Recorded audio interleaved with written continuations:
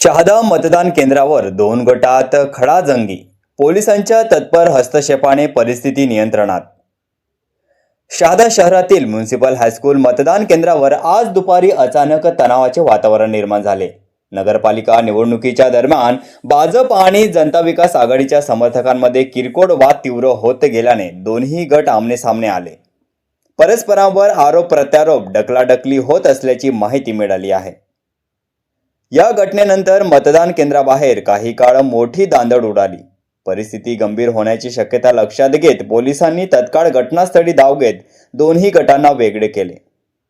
पोलिसांच्या योग्य वेळी झालेल्या हस्तक्षेपामुळे तणाव निवळला. तणाव कमी झाल्यानंतर मतदान प्रक्रिया पुन्हा सुरळीत करण्यात आली.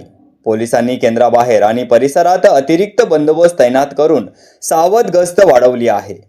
शहरातील वातावरण सध्या स्थिर असून कोणतीही अनपेक्षित घटना घडू नये म्हणून पोलिसांकडून सतत दक्षता घेण्यात आली आहे. SMTV मराठीसाठी संजय मोहिते, मुख्य संपादक, शहादा.